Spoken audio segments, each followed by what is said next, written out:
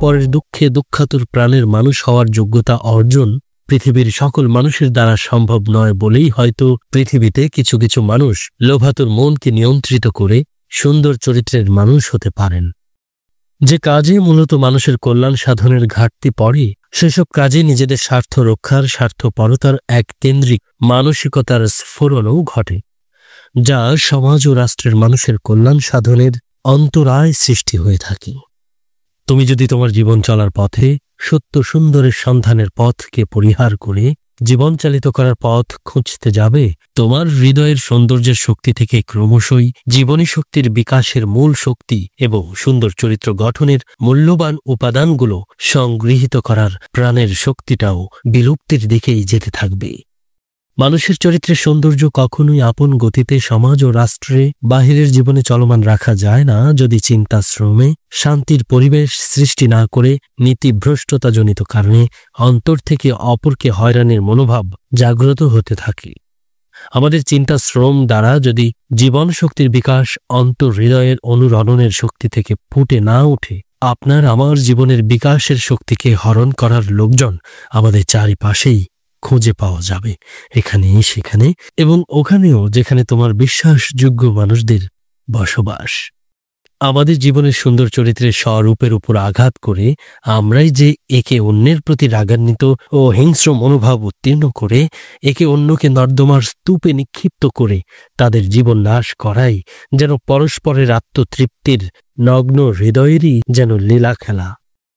আমাদের অন্তর হৃদয় ও মননে যখনই অপরকে ভালোবাসার জন্য মনোসংযোগ হয়ে থাকে, তখনই প্রেম দীপ্ত প্রেমাতুর টানে প্রকৃতির নিয়মেই শক্তির বিকাশ ঘটে।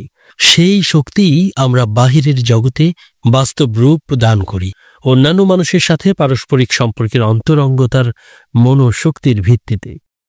তোমার আমার মনের জগতে যদি শক্তির চাঞ্চল্যতা না থাকে বা এই শক্তির চাঞ্চল্যতার বিকাশ না ঘটে, আমরা পরিবার, সমাজ ও রাষ্ট্রে জীবনী শক্তির বিকাশ ঘটাতেই পারি না চরিত্রের সৌন্দর্যের স্বরূপ উন্মোচিত করে, যা অন্যান্য মানুষ আমাদের সুন্দর চরিত্রের স্বরূপ ও স্বভাব দেখে মুগ্ধিত প্রাণের মানুষে পরিণত হয়ে তাদের চিন্তার জগতের ক্ষুদ্রতর স্থান থেকে মুক্ত হয়ে স্বাভাবিক চেতনার স্বরূপ উন্মোচিত করে বৃহত্তরের দিকে নিজেরাই তাদের আপন প্রাণে প্রবাহিত হবে।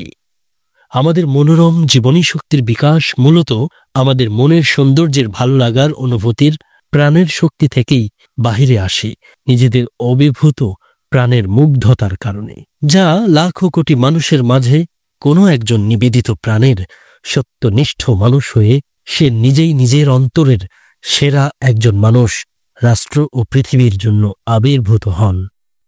মানুষ তাদের জীবন বোধের আলোকে এবং কৃতকর্মের ধারা অনুসারে দুইটি চরিত্রই গঠন করে থাকেন তাদের সারা জীবনের কৃতকর্ম দ্বারা, যা তোমার আমার ভালো ও খারাপ চরিত্র। এই দুই চরিত্রের রূপ ও কাঠামো নিয়েই আমরা পরিবার, সমাজ, রাষ্ট্র ও পৃথিবীর জন্য সেসব মানুষ হই। এই দুইটি চরিত্রের বাইরে আপনার আমার চরিত্র গঠনের আর কোনো সুযোগ নেই। আমরা যদি সৎ চরিত্রের মানুষ হতে চাই, তবে আমাদের সততার চরিত্রের সৌন্দর্যের স্বরূপটি অন্তরে গঠিত হওয়ার জন্য সত্য সুন্দরের সন্ধানের পথে থেকে সুন্দর চরিত্র গঠনের জন্য অনুসন্ধানী মানুষ হই। কারণ জীবনের সৌন্দর্য বৃদ্ধির জন্য জীবনের উপর অনুসন্ধান করার প্রাণ যদি আমরা তৈরি না করি, জীবন কখনোই তার নিজস্ব সৌন্দর্যের স্বরূপ নিয়ে অনুভবের সংস্কৃতিতে জীবন বোধের কাঠামোর চেতনার শক্তিও তৈরি করতে পারে না। তোমার মস্তিষ্কের চিন্তা কর্ম থেকে যদি তোমার অন্তরের উজ্জ্বলতা বিবেক বুদ্ধির চেতনা থেকে মানব কল্যাণের জন্য সৃষ্টি করে সমগ্র পৃথিবীর মানুষের জন্য মানবিক সমাজ, রাষ্ট্র ও পৃথিবী তৈরি না হয়, তুমি কি জানো তোমার চিন্তা কর্মে চিন্তা রোগের বিস্তৃতির শক্তি যে বেশি ছিল? শরীরের রোগ থাকলে যেমন ভালো চিন্তা শক্তির বিকাশের প্রাণ দুর্বল হতে থাকে, অনুরূপভাবেই মানুষের চিন্তাকর্মে যদি চিন্তা রোগ থেকেই থাকে, তাহলে চিন্তা শ্রমে ভালো কর্মশক্তির বড়ই অভাব দেখা দিতে থাকে। ফলে তাদের অন্তরে সততা ও ভালো কর্মশক্তির উৎসারিত শক্তির অক্ষমতার কারণে লোভাতুর প্রাণের নেশাটির শক্তিও দৃঢ় থেকে দৃঢ়তরই হতে থাকে।